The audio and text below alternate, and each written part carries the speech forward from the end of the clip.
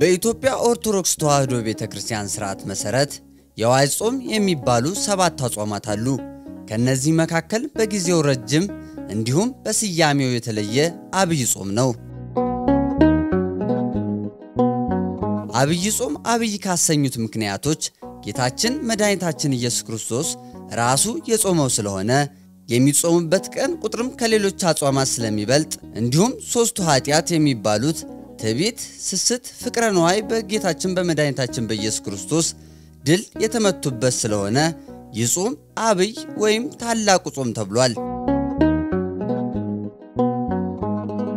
አብይ ጾም 55 ቀናት የያዘ ሲሆን በውስጡም 7 ቅዳሜና 8 እሁዶችን ይዟል። በዜማው ሊቅ ቅዱስ ያሬድ ለጾሙ ሳምንታት የተለያየ ስያሜዎች ተሰጥቷቸዋል። በዚህ መሰረት የመጀመሪያው ሳምንት ዘወረደ፣ ሁለተኛው ሳምንት ቅድስት፣ ሶስተኛው ሳምንት ደግሞ ምኩራብ ይባላል። በዚህ ሳምንት ቃል እግዚአብሔርም ሁሉም ነገር ስለ መውረድ መወለዱ ስለ መስቀሉ የሚነገርበት በበጾመ ድጋውም የሚነገርበት ሳምንት ነው። ቀጥሎ ደግሞ ቅድስት ነው።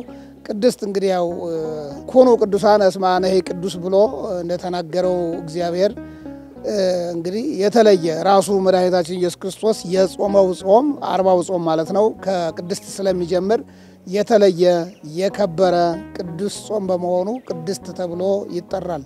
በዚህ ሳምንትም የእግዚአብሔርን ቅድስናና ልዕልና በዝማሬው በስብከቱ በወንጌሉ የሚገለጽበት ሳምንት ነው። ሶስተኛው ሳምንት ደግሞ ምኩራብ ነው። ምኩራብ እንደሚታወቀው ጌታችን መድኃኒታችን ኢየሱስ ክርስቶስ በቤተ መቅደስ የማይደረጉ ተግባራት ሲያደርጉ የነበሩትን በስልጣኑ ገርፎ ያስወጣበትና ቤተ መቅደሱን የባረከበት ዕለት ነው።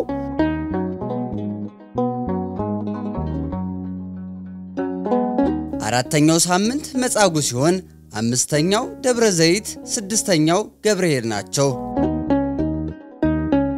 በአራተኛው ሳምንት ደግሞ መጻጉዕ ነው። ያው መጻጉዕ እንደሚታወቀው 38 ዓመት ሙሉ ወረፋ ሳይደርሰው ጸበል ቦታ ሲጠብቅ የነበረ ሰው ነው። እሱን ያዳነበትና አልጋውን ተሸክሞ እንዲሄድ ያደረገበት ቀን ነው።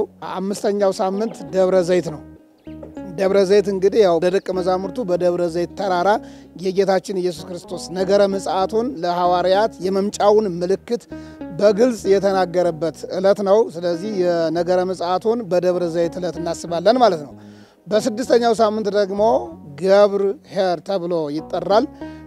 በማቴዎስ ወንጌል ምዕራፍ 25 ቁጥር 14 ላይ የተመዘገቡት 3ቱ አገልጋዮች ናቸው።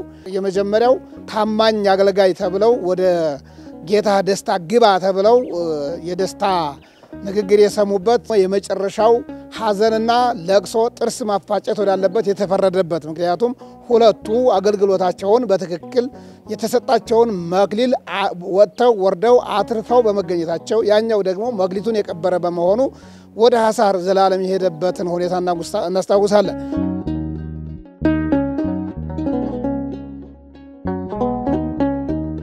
አሁን የምንገኝበት 7ኛው ሳምንት ስያሜ ኒቆዲሞስ ነው። ኒቆዲሞስ ማለት አርበኛ ማለት ሲሆን በዮሐንስ ወንጌል ብቻ 3 ጊዜ እንደተገለጸ እንዲሁም ኢየሱስ ክርስቶስ በሚያስተምርበት ኒቆዲሞስ ያለመታከትና ያለመሰልቸት ለሊት ከጌታችን ዘንድ እየሄደ ትምህርተ ወንጌል የሚማር ሲሆን ኒቆዲሞስ ቀን እስራኤልን ሰብስቦ የሚያስተምር ሀብቱን የሚያስተዳድር ሰው ነበር። ኒቆዲሞስም በክርስቶስ ተአምራት ተደንቆ ረቂቅ የሆነውን ነገረ ጥምቀትና በጥምቀት የሚገኘውን ሀብት እስኪረዳ ድረስ የተማረ ሲሆን በማንኛውም ምእመን ሕይወት እንዲኖር የሚያስፈልገውን ትጋት ኒቆዲሞስ ይዞ ተገኝቷል። ኒቆዲሞስም የመጀመሪያው ሰዓታት ቋሚ እንደሆነ ይነገራል። 7ኛው ሳምንት ደግሞ ኒቆዲሞስ ይባላል። ኒቆዲሞስ ማለት እንግዲህ የስሙ ትርጓሜ አርበኛ ማለት ነው። ኒቆዲሞስ በዮሐንስ ወንጌል ብቻ 3 ጊዜ ስሙ ተጠቅሶ እናገኘዋለን። ስሙ ደግሞ የሚጠቀሰው በ3ቱም ጥቅሶች አስቀድሞ በሌሊት ወደ ጌታችን ወደ መድኃኒታችን ኢየሱስ ክርስቶስ የሄደ ተብሎ የሚነገርለት የምሁረ ኦሪት ነው። ኒቆዲሞስ እንግዲህ በዮሐንስ ወንጌል ምዕራፍ 3 ቁጥር 1 ላይ ወሃሎ አሃዱ ብእሲ ዘስሙ ኒቆዲሞስ መልአኮሙ ለአይሁድ የሚል እናገኛለንና ምንድነው? ከፈሪሳውያን ወገን የአይሁድ አለቃ የነበረ የሆነ ስሙ ኒቆዲሞስ የሚባል አንድ ሰው ነበረ ይላል። እርሱም አስቀድሞ በሌሊት ወደ ጌታችን ወደ መድኃኒታችን ኢየሱስ ክርስቶስ ሄዶ እንዲህ አለው ይላል። ምንድነው ያለው? መምህር ሆነ ከእግዚአብሔር እንደመጣህ እናውቃለን አለው። ምክንያቱም አንተ የምታደርጋቸውን ተአምራት እግዚአብሔር ከእርሱ ጋር ከሆነ በስተቀር ማንም አያደርግምና ብሎ በተአምራቱ ተደንቆ ነው ወደ ጌታችን ወደ መድኃኒታችን ኢየሱስ ክርስቶስ የሄደው። ነገር ግን በተአምራቱ ቢደነቅም መቼም እስመ አይሁድ ተአምረ ይስአሉ እንዲል ሐዋርያው ቅዱስ ጳውሎስ አይሁድ ምልክትን የግሪክ ሰዎች ደግሞ ጥበብን ይሻሉ፣ እኛ ግን ኢየሱስ ክርስቶስን እንሰብካለን እንዳለው አይሁዳዊ ስለነበረ ኒቆዲሞስ በተአምሩ ተደንቆ ተአምር ፈልጎ ተአምሩን ሰምቶ አንተ የምታደርገውን ተአምር እግዚአብሔር ከሱ ጋር ከሆነ በስተቀር የሚያደርግ የለም ብሎ ተናግሯል። ነገር ግን ኢየሱስ ክርስቶስ በተአምራቱ አይደለም የመለሰለት። እውነት እውነት እልሃለሁ ሰው ዳግመኛ ካልተወለደ ወደ እግዚአብሔር መንግሥት ሊገባ አይችልም ብሎ ነው የተናገረው። በዚህ ጊዜ ኒቆዲሞስ ደነገጠ። ኒቆዲሞስ መልአኮሙ ለአይሁድ የአይሁድ አለቃ ነው። አለቅነቱ ደግሞ በሀብትም በዕድሜም በእውቀትም በተለያዩ ነገሮች የአይሁድ አለቃቸው ነው። ኒቆዲሞስ ደስ የሚለው እንግዲህ የሁሉም አለቃ ሲሆን የአይሁድ አለቃ ሲሆን በእውቀትም ከገማልያል እግር ስር ቁጭ ብሎ ኦሪትን በደንብ የተማረ ሲሆን እውቀቱ፣ ሀብቱ፣ ስልጣኑ ሳያስቸግረው ወደ ኢየሱስ ክርስቶስ መሄዱ ለእኛ ትልቅ ትምህርት ይሰጠናል። እንግዲህ ያው ትልቅ ቦታ ላይ ስንቀመጥ ያው እንደምታውቁት ሰው ሲቸግረው እግዚአብሔር መጠጊያ ያደርጋል። በታናሽነቱ ሰው በልጅነቱ ሰው በተለያየ አነስተኛ ስራ ሲኖር ወደ እግዚአብሔር ቤት መሄድ አይቸገርም። ነገር ግን ስልጣን ላይ ስለሆነ የበላይ ሲሆን ታላቅነት ሲሰማው ኩራት ይሰማውና እግዚአብሔር ቤት መሄድ ወደ እግዚአብሔር መሄድ ይቸገራል። ኒቆዲሞስ ግን አልተቸገረም፣ አላስቸገረውምና በሌሊት ወደ ኢየሱስ ክርስቶስ ሄደ እና በሌሊት መሄዱ ደግሞ ሰው ዳግመኛ እንደሚወለድ ትምህርትን አገኘ ማለት ነው። ሰው ዳግመኛ እንዴት እንደሚወለድ ነግሮታል። ሀለወክሙ ተተወለዱ ዳግመ እመንፈስ ቅዱስ ወማይ፣ ዳግመኛ ትወለዳላችሁ ያልኩት ከውሃና ከመንፈስ ቅዱስ ነው የምትወለዱት። እስመ ዘተወልደ እምሥጋ ሥጋ ውእቱ ወዘተወልደ እመንፈስ መንፈሱ፣ ከሥጋ የተወለደ ሥጋ ነው፣ ከመንፈስ የተወለደ ደግሞ መንፈስ ነው። ኒቆዲሞስ የሚያውቀው እንግዲህ ከሥጋ መወለድን ብቻ ነው፣ ከመንፈስ መወለድን አያውቀውም።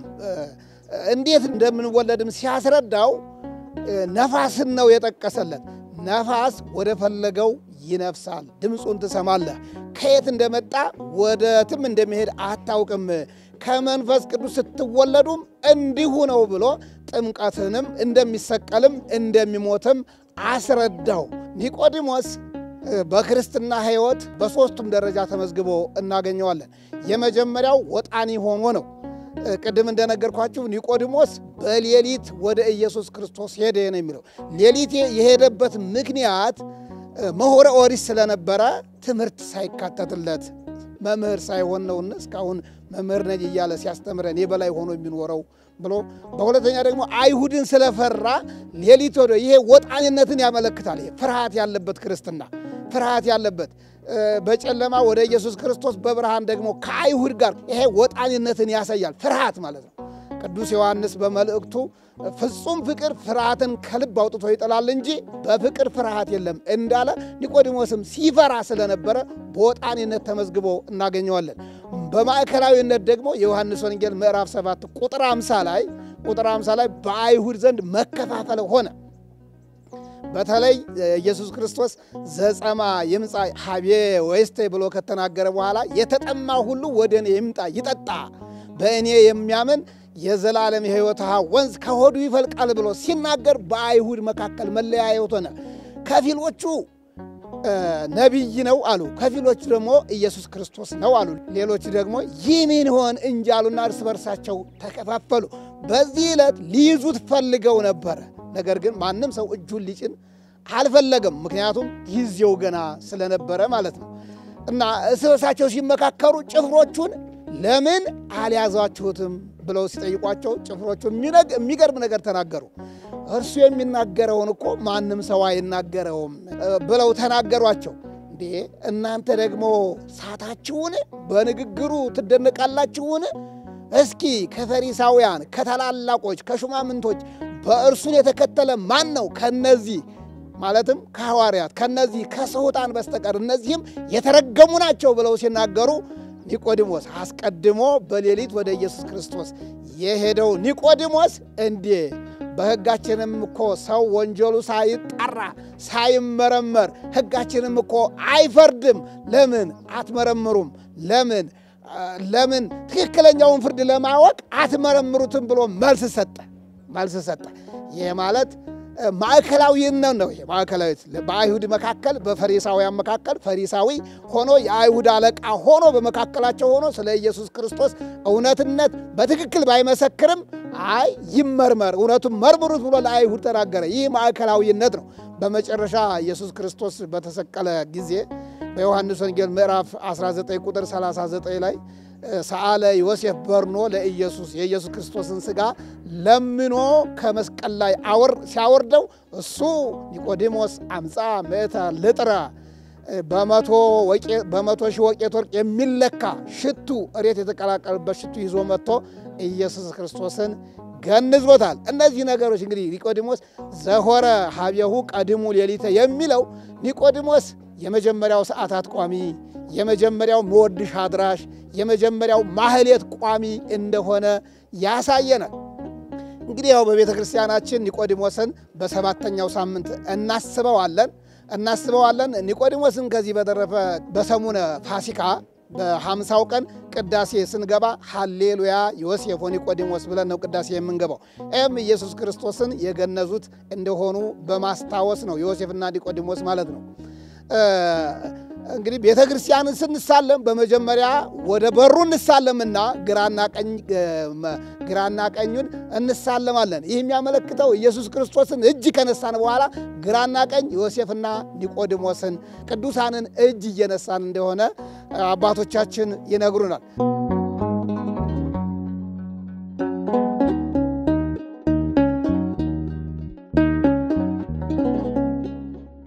በተለይም በያዝነው የአብይ ጾም ሰባተኛው ሳምንት ኒቆዲሞስ የመድኃኒታችን ኢየሱስ ክርስቶስ ጥንተ ስቅለት መታሰቢያ በዓል መጋቢት 27 ቀን ሲሆን ጌታችን መድኃኒታችን ኢየሱስ ክርስቶስ ከሰማያት ሰማያት ወርዶ ከድንግል ማርያም ተወልዶ በእደ ዮሐንስ በፈለገ ዮርዳኖስ ተጠምቆ ስለ ሰው ልጆች ፍቅር ሲል በአይሁዳውያን እጅ ተይዞ በመንገድ እየገረፉና እያዳፉ ከሐና ወደ ቀያፋ ወስደው ስለኛ በደል 6666 ጅራፍ ተገርፎ የኛን የሞት ደብዳቤ ወደ ሕይወት ለመቀየር በመስቀል ላይ ባፈሰሰው ደሙም ዓለምን ነፃ ያወጣበት 13ቱን ሕማማተ መስቀል በትዕግስት ተቀብሎ ቅድስት ነፍሱንም ከቅድስት ሥጋው በገዛ ፍቃዱ የለየበት የስቅለቱና የሞቱ መታሰቢያ የሚከበረበት ቀን በመሆኑ ጥንተ ስቅለት ተብሎ ይጠራል። ዛሬ መድኃኔ ዓለም ክርስቶስ ጥንተ ስቅለቱ ነው። ጥንተ ስቅለት ማለት ጌታችን መድኃኒታችን ኢየሱስ ክርስቶስ ከሰማየ ሰማያት ወርዶ ከድንግል ማርያም ተወልዶ በእደ ዮሐንስ በፈለገ ዮርዳኖስ ከተጠመቀ በኋላ በየጥቂቱ አድጎ በ30 ዘመኑ ተጠምቆ 3 ዓመት ከ3 ወር አስተምሮ የመጨረሻ ድህነቱን በመስቀል ላይ የፈጸመበት ዕለት ነው። ኢሳይያስ በትንቢቱ ነሳ ደዌነ ወጾረ ሕማመነ እንዳለው እንግዲህ የኢየሱስ ክርስቶስ ስቅለት የዓለምን ስም የቀየረ ነው። ምክንያቱም ዓመተ ዓለምና ዓመተ ፍዳ ዓመተ ኩነኔ የሚባለው ዘመን ዓመተ ስጋዌና ዓመተ ምሕረት ተብሎ ተቀይሯል። የሰው ልጅ የዕዳ ደብዳቤ ተቀዶለታል። ከዚህ በፊት እንግዲህ አባቶቻችን ነቢያት፣ ቅዱሳን አባቶቻችን አብርሃም፣ ይስሐቅ፣ ያዕቆብ እነዚህ ደጋጎቹ ሁሉ ገነት ተዘግታ ሲኦል ነበር የሚገቡት። ቦታ አልነበረም፣ ገነት አልነበረችም፣ ተዘግታ ነበረ። በኢየሱስ ክርስቶስ መስቀል እንግዲህ አዳም 5500 ዘመን ይህን ቀን ጠበቀው። በዚህች ዕለት አዳም ከነ ልጅ ልጁ ነፃ የወጣበት ሞት የተዋረደበት እኛ ሕይወት ያገኘንበት እኛ የእግዚአብሔር ልጆች የሆነበት እግዚአብሔር አምላካችን ከመሆኑ ባሻገር አባታችን የሆንበት ዛሬ ስንጸልይ አባታችን ሆይ በሰማይ የምትኖር የምንጸልይበት ይህ በመስቀል የመጨረሻው የክርስቶስ ፍቅር የተገለጸበት ዕለት ነው ማለት ነው። ጌታችን ኢየሱስ ክርስቶስ ነገረ መስቀሉን 13ቱ ሕማማተ መስቀልን እያሰብን ወደ ጌታችን ወደ ቤተ ክርስቲያን እየመጣን እያገለገልን እየጾምን እየጸለይን ሥጋ ወደሙ እየተቀበል የክብሩ ወራሽ የስሙ ቀዳሽ እንድንሆን አምላካችን በቸርነቱ ይርዳን።